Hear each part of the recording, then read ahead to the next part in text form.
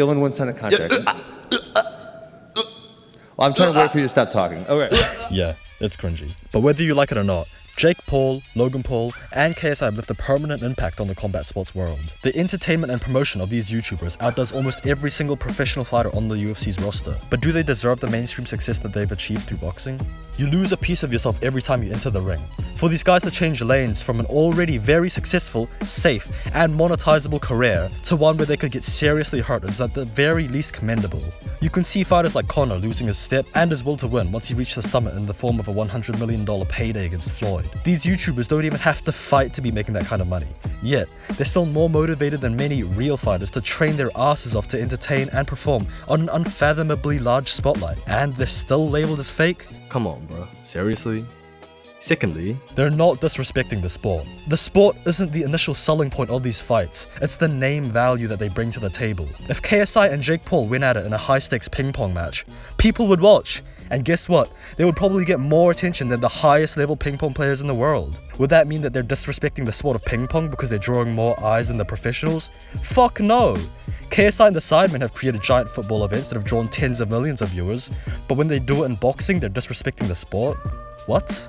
They aren't using boxing to manipulate the masses and take food off the table of high-level fighters. They're using the sport as a medium to continue distributing their content to their pre-existing audiences. Whether they're boxing or fucking swimming, people will watch because they're entertainers. It just so happens that combat sports are generally the most unpredictable, exciting forms of sport that best encompass the competitive spark that these guys have. Which, in a way, boosts boxing, as through these fights people might realize how exhilarating combat sports are, which leads them to watch another, and another, and another, until they're a part of the real fighting community.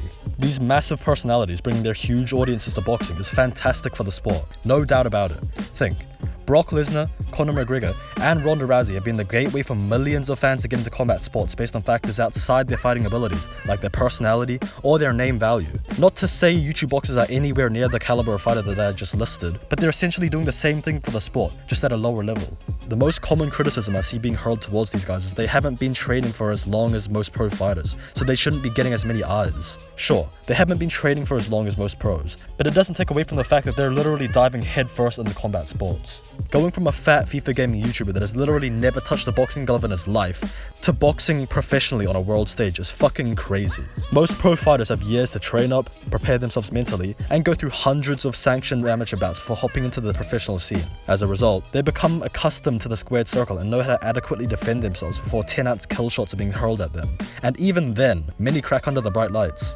YouTubers are condensing years of gentle guidance into 3 months of intense training before hopping into a high-stakes fight in front of millions. As a result of the crazy premature training and intense fights, we're beginning to see fighters like Alex Wasabi and Gibb pulling out of their fights due to concussions and medical health scares after only less than a year of training.